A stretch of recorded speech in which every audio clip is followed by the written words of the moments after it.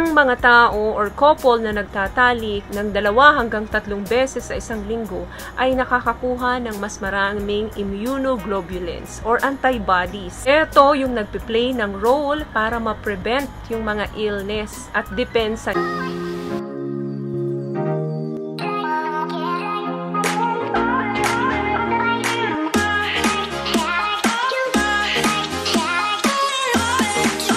Guys, welcome back to our channel. Kumusta po kayong lahat dyan? Sana ay nasa mabuti po kayo. At sa mga hindi pa po nakakakilala sa akin, my name is Cheryl Ting. At kung bago pa lang po kayo sa channel na to, pwede po bang makahingi ng isang favor to please consider to subscribe to our YouTube channel. Just click the subscribe button po dyan sa baba. At huwag nyo na rin pong kalimutan i-click ang notification bell para in case may mga bago po tayong video is ma-notify po kayo ni YouTube. Before I start this video guys, disclaimer lang, sa mga sensitibo pong tao dyan na manunood ng video ito at hindi kayo komportable, mag-next video na lang po kayo. Ayoko naman pong masira ang inyong araw dahil sa panunood ng mga video natin. And for today's video guys, ano nga ba ang benepisyo na nakukuha natin ng katawan natin, ng mental health natin sa pakikipagtalik? Pakikipagtalik is an important factor in your life. May mga surprising benefits po ito sa buhay natin. Mapapisikal, emotional, intellectual, psychological, and social. So, meaning to say, mahalaga po talaga ito sa parte ng buhay natin, lalo na kung ginagamit natin ito sa tama. This study suggests na ang pakikipagtalik ay maganda sa ating cardiovascular exercise. Although sa mga batang lalaki at mga batang babae, hindi ito enough na exercise pero ito ay light exercise na maituturing. Ang pakikipagtalik ay nakakatulong para bumaba ang ating blood pressure, nakaka-burn ng calories, nakakapag-increase ng ating heart health, nakakapag-strengthen ng ating mga muscles, reducing your risk of heart disease and stroke. Nakakapag-increase din ito ng libido.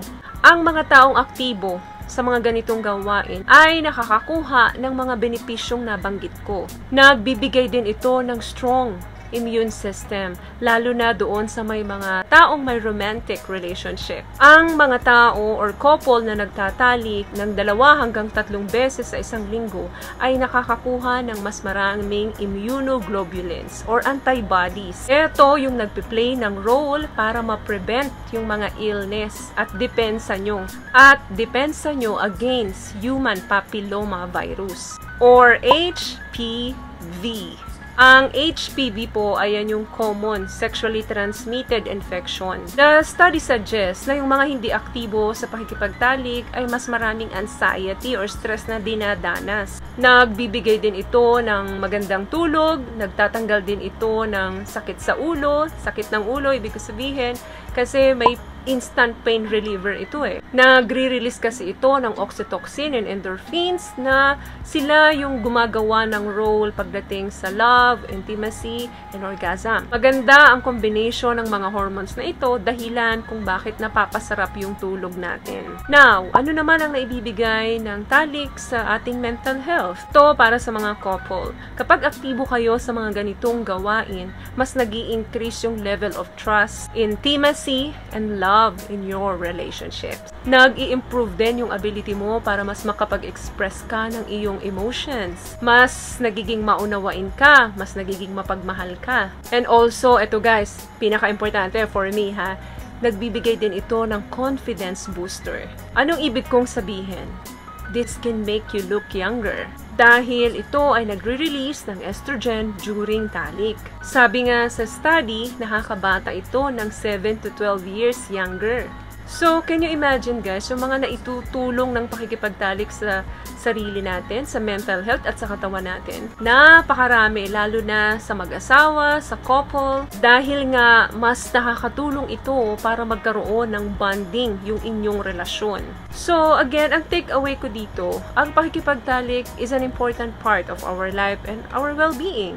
Lalo na sa isang relasyon dahil malaki ang naitutulong nito sa ating psychological and emotional benefits. Mag-i-improve ang ating relasyon and also improve self-esteem. At doon naman sa mga walang kapartner dyan, pwede naman kayo guys makakuha ng same na benefits ng naibibigay ng talik. Like, pwede kayong mag-exercise, makipag-interact kayo sa mga pets ninyo, magkaroon kayo ng strong relationship sa mga kaibigan ninyo and family. It could potentially offer the same benefits. Talik is just one way of improving your quality of life. So, yun lamang guys ang video natin for today. I hope nagustuhan niyo po ang topic natin. Pakibigyan lang ako ng isang malaking thumbs up. Comment down below at huwag niyo na rin pong kalimutan i-click ang ating subscribe button. Sa mga hindi pa po nakakapag-subscribe, libre po iyan. Once again guys, palagi po kayong mag-iingat at palagi po kayong manalangin. Thank you guys for watching and see you on my next one. Always love yourself and be a blessing. Bye! Peace out.